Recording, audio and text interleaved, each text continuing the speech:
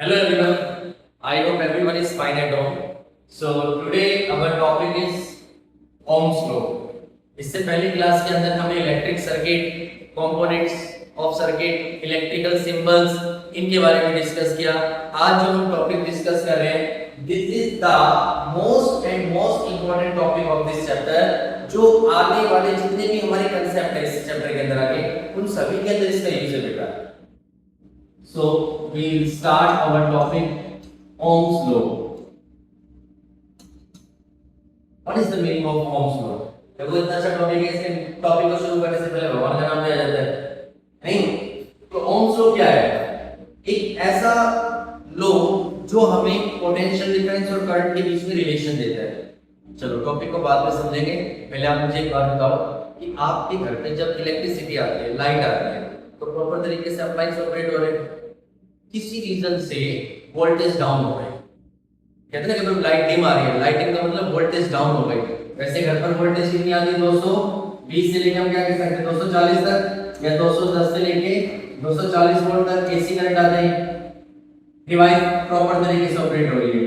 किसी रीजन से वोल्टेज आ गई 100 वोल्ट के ऊपर, डिवाइस आपस में कनेक्ट हुई, कोई फॉल्ट हुआ, वोल्टेज 100 वोल्ट पे आ गई। तो आपने ये भी ऑब्जर्व किया होगा जो बल्ब या जो भी डिवाइस हम ऑपरेट कर रहे हैं वो स्लो हो जाती है, डिम हो जाती है। रीजन क्या हुआ यहाँ पर? क्योंकि जैसे जैसे वोल्टेज डाउन हुई तो जो करंट की सप्लाई जा रही थी वो भी क्या हुआ उसके अंदर कम हो। तो इसी चीज को एक्सप्लेन करने के लिए, समझाने के लिए यहाँ एक कंसेप्ट आता है ओम्स लॉ। तो ओम्स लॉ हमें रिलेशनशिप देता है पोटेंशियल डिफरेंस और करंट के बीच में।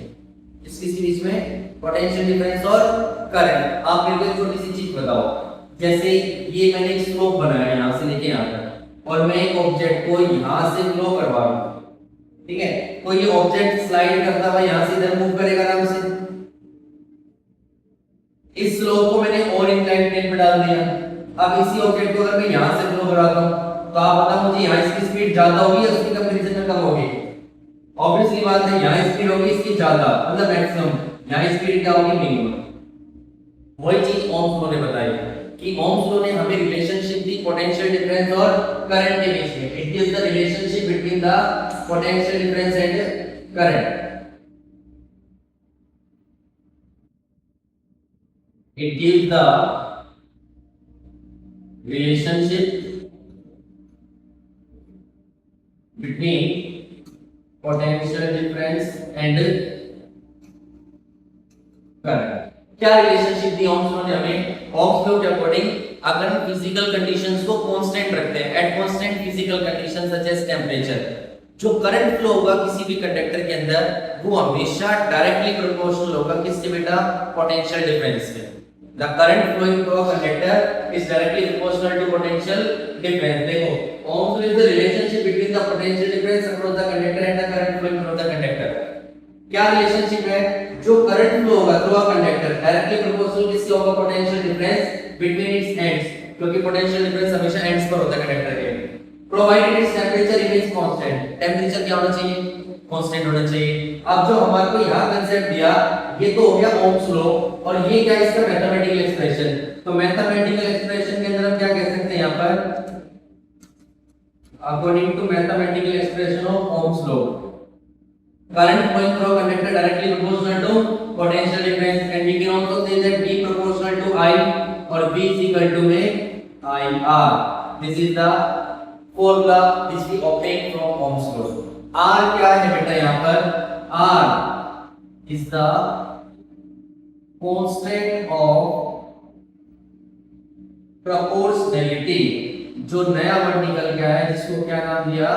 रेजिस्टेंस। अभी हम डिस्कस कर रहे थे इससे पहले कि रेजिस्टेंस क्या है। तो रेजिस्टेंस का कांसेप्ट ओम्स लॉ से शुरू होता है। According to Ohm's law at constant temperature, मतलब टेंपरेचर को कांस्टेंट रखते हैं, तो जिस कंडक्टर के अंदर करंट फ्लो कर रहा है वो हमेशा किसके डायरेक्टली प्रोपोर्शनल होगा? पोटेंशियल डिफरेंस के। अगर पोटेंशियल डिफरेंस ज्यादा होगा करंट भी ज्यादा फ्लो करेगा, पोटेंशियल डिफरेंस अगर कम होगा तो करंट भी क्या हो जाएगा? कम। तो it is defined as mathematically, इसका मैथमेटिकल एक्सप्रेशन है। हम कांस्टेंट टर्म क्यों यूज करते हैं? So that we can obtain a finite value. ताकि हमें एक फाइनाइट वैल्यू ऑब्टेन हो सके। इसी वजह से हम क्या ऑब्टेन करते हैं, कांस्टेंट टर्म ऑब्टेन करते हैं। अब देखो इतनी के अंदर मैं यहां से आपको डिफाइन करूं, क्वेश्चन आ जाए कि डिफाइन रेजिस्टेंस, कि रेजिस्टेंस क्या होता है। देखो बेटा रेजिस्टेंस एक वो फिजिकल प्रॉपर्टी है किसी कंडक्टर की जो उस कंडक्टर के अंदर फ्लो, करंट के फ्लो को क्या करता है, अपोज करता है। It always oppose, resist the flow of electric current flowing through a conductor. उस प्रॉपर्टी को क्या नाम दिया गया, रेजिस्टेंस। और रेजिस्टेंस की वैल्यू हम कौन से लॉ से निकालते हैं, ओम्स लॉ से। This is the verification of Ohm's law. क्या ओम्स लॉ को वेरीफाई कैसे करें, तो इसके लिए एक सेटअप लगाया गया है। उस सेटअप में एक मैथमेटिकल एक्सप्रेशन होता है, इसका जो लैब के अंदर करते हैं ओम्स लॉ का। इसमें क्या है, हमने ये एक रेजिस्टेंस वायर है, एक वायर रेजिस्टेंस वायर बेटा नेचर पे डिपेंड करती है कि हम किस मेटेरियल की वायर ले रहे हैं। जैसे कॉपर है, कॉपर का रेजिस्टेंस बहुत लो होता है। निक्रोम है, निक्रोम का रेजिस्टेंस हाई होता है। तो हमने एक रेजिस्टेंस वायर ली यहां पर, और यहां पर दोनों वायर के एंड पर क्या लगाया, वोल्टमीटर। डिस्कस किया था कि वोल्टमीटर हमेशा किस में लगता है, पैरेलल के अंदर। This is the arrangement of voltmeter. ये क्या लगा रखा है यहां पर, एमीटर, जो किस में लगता है हमेशा, सीरीज के अंदर। उसके साथ इस की को क्लोज किया और यहां पर कनेक्ट कर रखा है बैटरी, डिफरेंट सेल्स कनेक्ट कर रखे हैं। Set up the circuit as shown in the circuit diagram.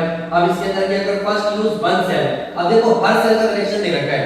पहले केस के अंदर हम एक सेल यूज करेंगे, फिर दो सेल, फिर तीन सेल। क्या ऑब्जर्व करेंगे, जैसे जैसे सेल बढ़ेगा पोटेंशियल डिफरेंस बढ़ेगा, वो बढ़ेगा तो करंट बढ़ेगा, वहां एक कांस्टेंट वैल्यू निकल के आएगी। तो इसमें क्या किया, इस ओम्स लॉ के अकॉर्डिंग ग्राफ ड्रॉ किया।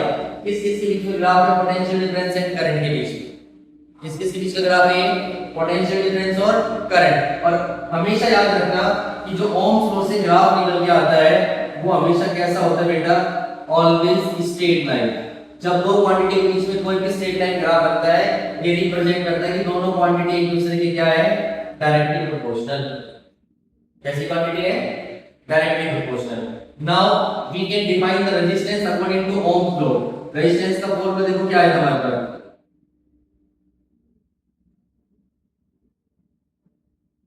हमारे पास फॉर्मूला आता है V = IR। अगर मैं इस R की वैल्यू निकालूं तो क्या आ जाएगा, V/I।